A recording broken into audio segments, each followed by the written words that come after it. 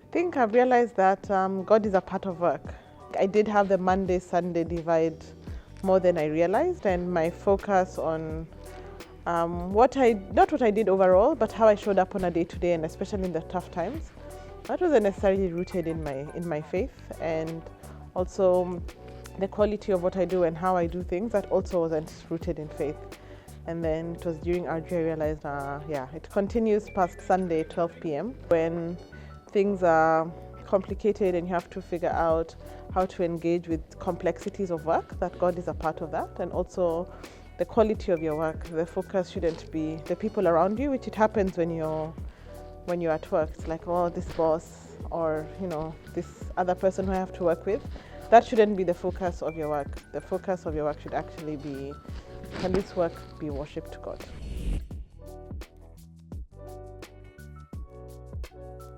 Realizing that some people view work differently.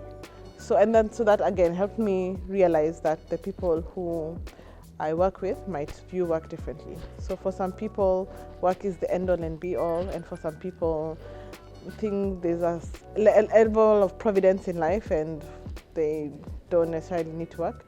And just realizing that actually influences how people show up at work. And then so it was affecting how I interact with people. So I was like, oh, that's how people view work. And realizing none of them are actually right. Work is something that God gave us, but work is something also God expects us to do. So there's that balance.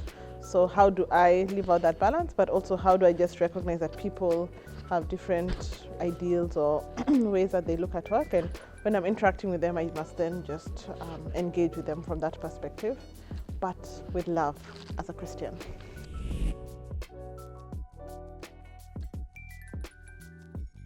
I say join because you spend most of your time, your awake time at work, and it's not something that we in general spend a lot of time thinking through. How do I live out my faith?